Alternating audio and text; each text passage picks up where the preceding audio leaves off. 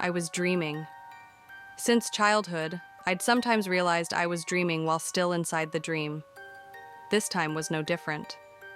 For some reason, I found myself standing alone at a dimly lit, deserted train station. The air was thick and heavy, suffocatingly warm despite the night. A faint metallic tang lingered in my nose. Then, an eerie announcement crackled through the station, the voice hollow and lifeless. The train will be arriving shortly. If you board, you will experience unimaginable horror. The warning made no sense, yet an odd curiosity stirred within me. Soon, a strange train rolled into the station. It wasn't a normal train. It resembled one of those tiny amusement park rides, its carriages unnervingly small. A row of pale, expressionless passengers sat in eerie silence, their bodies unnaturally still. I hesitated, but then I reminded myself, this is my dream. I stepped inside and took a seat, 3 rows from the back. The air inside was thick and stale, tinged with a damp, iron-like scent. It felt disturbingly real. "We are departing," the voice announced. The train lurched forward. My pulse quickened, caught between fear and anticipation. The train entered a tunnel bathed in an eerie purple glow, triggering a buried memory of a haunted house ride from my childhood. So that's it. This is just my mind recycling old memories. There's nothing to fear. Then, the next announcement came. Next stop, live dissection. Live dissection? Like a fish being filleted?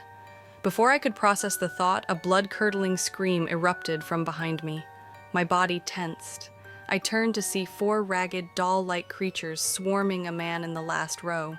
They were slicing into him, his body opening like a freshly gutted fish. The stench of blood hit me in a nauseating wave as his insides spilled onto the floor. He shrieked, his voice shredding through my ears, but the woman seated directly behind me didn't even flinch. She sat motionless, staring blankly ahead. Panic clawed at my throat. Was this really just a dream? Should I wake up now? Maybe just a little longer?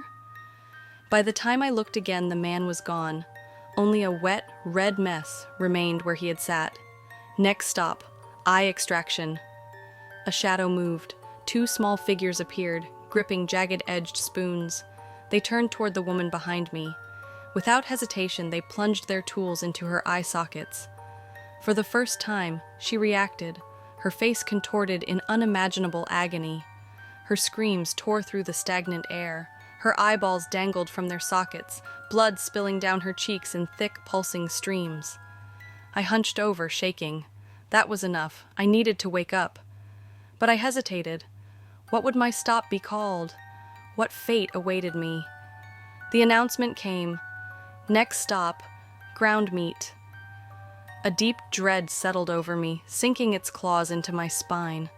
I could already imagine what was coming. I squeezed my eyes shut and willed myself to wake up. Wake up, wake up, wake up! A mechanical whirring sound filled the air, sharp and grating, like grinding metal on bone. The creatures climbed onto my lap, their fingers unnaturally cold, gripping me with inhuman strength. The grinding sound grew louder, a hot gust of air blasting my face. Wake up, wake up, wake up. And then, silence. I jolted awake, drenched in sweat, my breath ragged. My chest ached as if I had been suffocating. Gasping, I stumbled into the kitchen and gulped down water, whispering over and over, "It was just a dream." The next day, I told my friends about it. They laughed, dismissing it as nothing more than a bizarre nightmare. Years passed. I forgot all about the nightmare, until one fateful night. Next stop, eye extraction. The voice was unmistakable. The nightmare had returned, continuing right where it had left off. Panic surged through me. Wake up, wake up, wake up. Nothing happened. Next stop, ground meat. The whirring sound returned, closer this time. I could feel the creatures climbing onto me. Terror gripped my entire being as I struggled, fought to wake up. Wake up, wake up, wake up. Silence. Relief flooded me. I had escaped, again. But then a voice, clear as day, whispered in my ear, "Running again? Next time, you won't wake up." I opened my eyes. I was in my room. But that voice, That voice had not been part of the dream.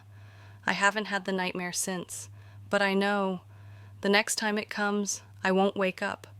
In this world, they might call it heart failure, but in that world, it will be something far worse. And sometimes, in the dead of night, I swear I can hear the distant whirring of the grinder,